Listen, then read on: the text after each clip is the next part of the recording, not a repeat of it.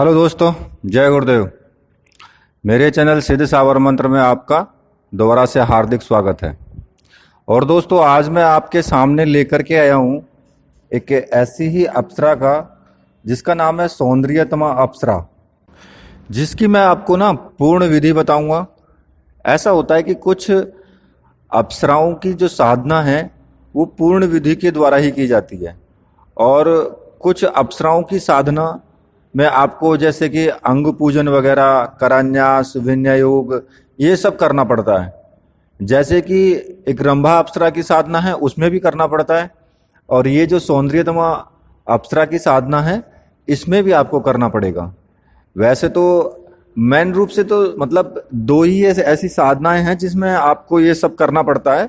बाकी और जो साधना मैंने बताई हैं उनमें इतना कुछ करने की जरूरत नहीं है, पर बाकी इनमें अगर किया जाए तो बहुत जल्दी सिद्ध होती हैं, और अगर ना भी किया जाए तो तब भी कोई इतनी ज़्यादा प्रॉब्लम नहीं होती है। सिद्ध तो तब भी होती हैं, लेकिन उसमें इसमें अगर जैसे कि अंग पूजन वगैरह जो करते हैं तो इसमें अगर आप कर लेंगे ना तो वो बहुत जल्दी सिद्ध होगी।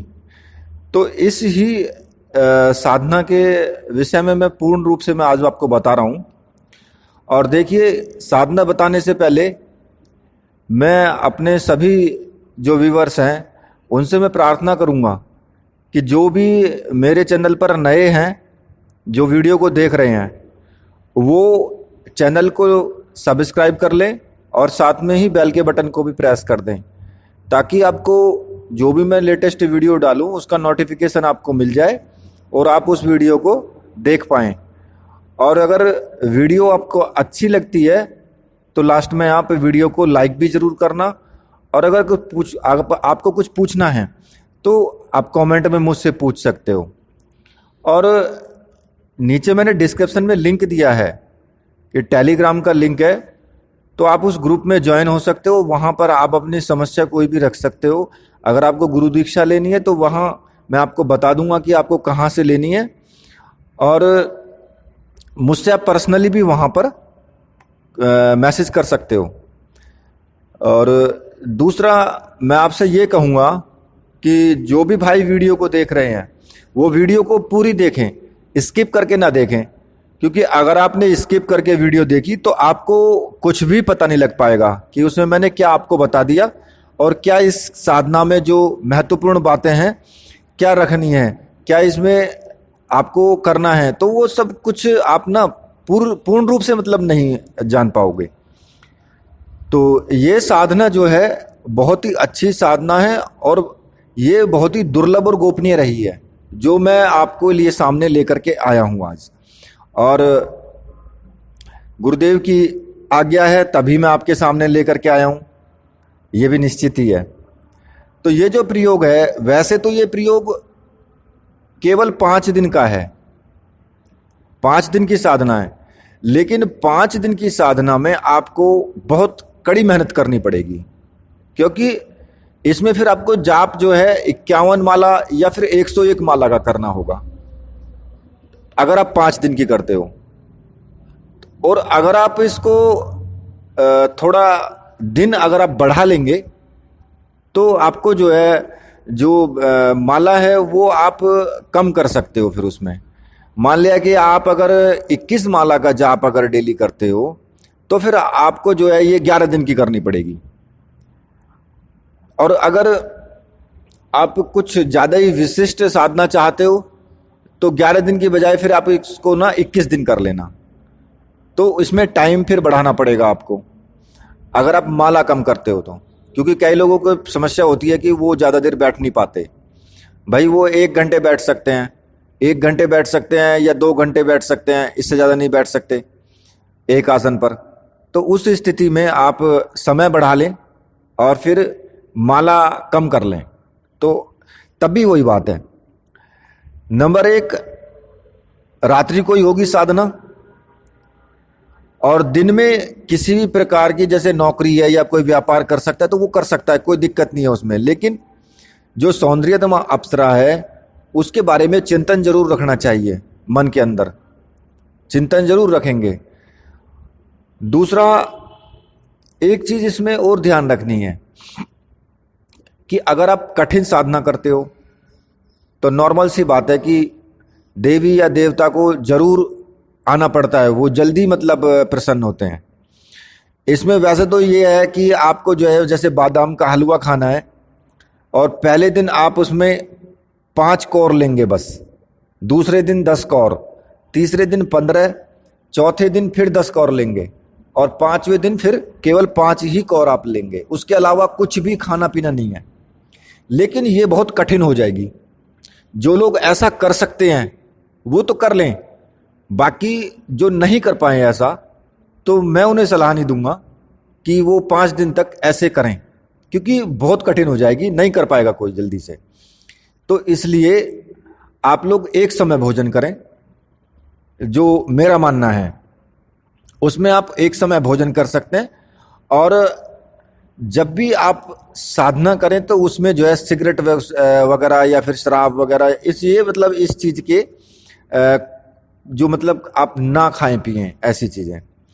रात को 9 बजे के बाद ही साधना प्रारंभ करनी है और सुंदर वस्त्र आपको पहनने हैं, आसन पर बैठ जाएंगे।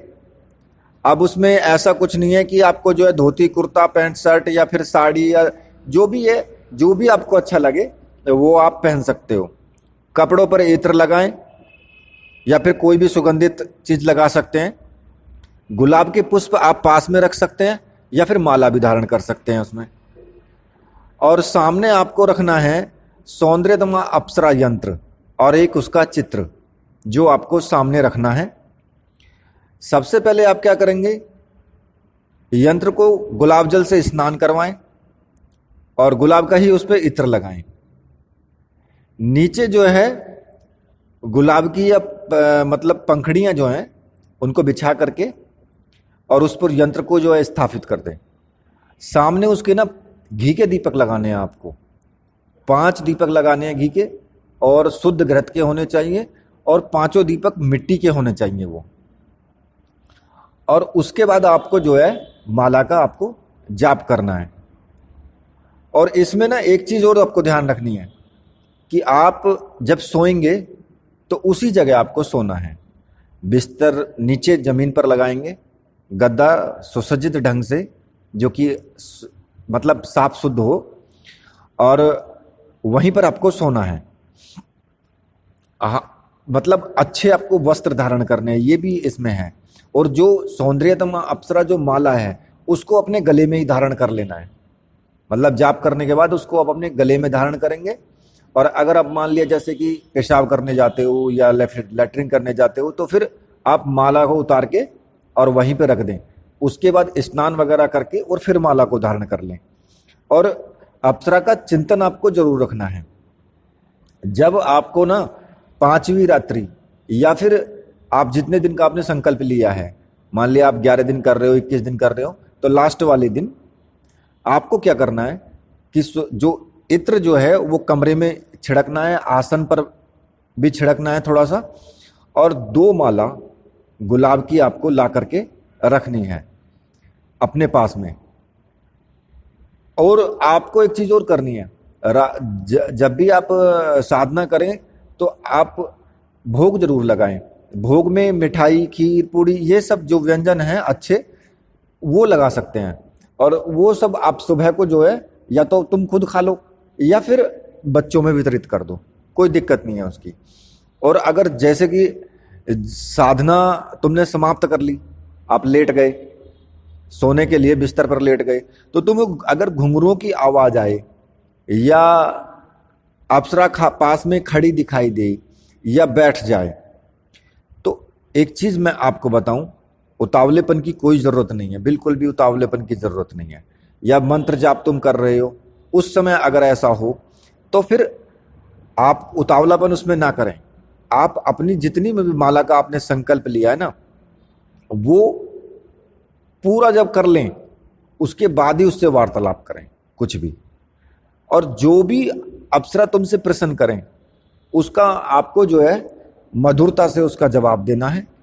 और जवाब देने के बाद जब वार्ता समाप्त हो जाए तो लास्ट की मैं आपको बता रहा हूं, तो उससे वचन ले लें आप कि भाई आप पूरे जीवन मेरे वश में रहेंगी, जब भी मैं आपको बुलाऊंगा आप मेरे सामने उपस्थित रहेंगी और जो भी मैं आज्ञा दूंगा उसको बिना अन्य विनय के उस कार्य को आप पूरा करेंगे। और समय समय पर धन द्रव्य वगैरह जो मनोवांछित जो भी चीजें हैं वो जो है आप मुझे प्रदान करती रहेंगे। तो जब भी तुम्हें मतलब उचित अवसर जानो, जैसे कि मतलब जब भी तुम्हारे पास टाइम हो तो अप्सरा को बुलाने के लिए आप क्या करेंगे, सुंदर वस्त्र पहनेंगे, इत्र वगैरह लगाएंगे और केवल 51 बार तुम्हें जो है मंत्र का जाप करना है। 51 बार जब आप मंत्र का जाप करोगे तो अप्सरा तुम्हारे सामने उपस्थित होगी और उस समय वो भी जो भी आज्ञा दी जाएगी वो उस काम को तत्क्षण उसका पालन करेगी। लेकिन अब तुम सोचने लगोगे भाई दिन में 8-10 बार बुला लिया, या ऐसे ही मतलब कहीं भी लोक दिखावे के लिए कि भाई कोई तुमसे बात कर रहा है, तुम अरे कहाँ अप्सरा होती हैं और ये और वो, और तुमने कहा कि अरे नहीं ऐसा नहीं है, ऐसा ही होता है, देखो मैं अभी बुलाता हूँ, ये करता हूँ वो करता हूँ। तो इस तरह की प्रतिक्रिया, इस तरह की क्रिया बिल्कुल भी ना करें। तो वो जो है तुम्हारे सामने आएगी और 8-10 बार बुलाने की जरूरत नहीं है, जब आप उचित समझें तभी और एकांत में। तो वो जो है ना वो तुम्हारे सामने खड़ी दिखाई देगी, वो सिर्फ तुम्हें ही दिखाई देगी, बाकी और किसी को नहीं दिखाई देगी और तुमसे प्रेमी का रूप में ही वो व्यवहार करेगी। तो अब इसका जो पूर्ण प्रयोग है ना उसमें आपको क्या करना है, उसमें मैं आपको नीचे डिस्क्रिप्शन में उसके पूरे अंगों की पूजा, करान्यास वगैरह और विनय योग वगैरह जो भी है और मंत्र मैं नीचे डिस्क्रिप्शन में लिख दूंगा। वहां से आप उसको किताब कॉपी पे जहां पे भी आप उसको लिखना चाहो वहां से आप उसको लिख लेना और लिख करके और याद भी कर लेना। याद ना हो तो अपने पास में लिखा हुआ जो आपका पेपर है उसको रख करके और आप उसी के तरीके से आप पूजा करनी है आपको। और देखिए पूरे जब भी आप रोज मंत्र जाप करेंगे, अंग पूजा और ये सब आपको करना है, डेली आपको करना है, ठीक है। सिर्फ जो आपने संकल्प लिया है उस संकल्प को बार बार करने की जरूरत नहीं है, लेकिन इसको आप डेली करेंगे। सबसे पहले आपको क्या करना है कि जो अप्सरा की अंग पूजा है वो आपको करनी है। सबसे पहले उनके जो अंग हैं उनके अंगों का चिंतन करते हुए केसर से जो है उनका पूजन करें, जैसे कि सिर का हुआ, मुख का हुआ, नेत्र का हुआ, ये सब मैं आपको ना पूरा इसमें लिख करके दे दूंगा। और जब अंग पूजा संपन्न हो जाए उसके बाद स्वयं की पूजा करनी है। शरीर के जितने भी अंग हैं उन पर सुगंधित द्रव्य इत्र आदि लगा करके उन पर हाथ फेरना है और उस अंग का उच्चारण करते हुए मतलब आपको जो है इत्र लगाना है। जैसे कि उदाहरण के लिए मम सुगंधि सिरसी, तो सिर पर इत्र लगाना है। अगर आप मम सुगंधित मुखे, तो इस तरीके से आपको जो है मुख पर जो लगाना है। तो जब आप ना पूरे अपने अंगों का स्पर्श भी आपको करना है और उसके बाद जल हाथ में लेकर के जो आप विनय योग है उसको करेंगे। विनय योग करने के बाद फिर आपको न्यास करना है। न्यास भी मैं इसमें आपका जो डिस्क्रिप्शन है मैं न्यास भी उसमें पूरा लिख दूंगा, लेकिन इसको जो भी मैं उसमें लिखूंगा ना तो थोड़ा सा मुझे टाइम चाहिएगा।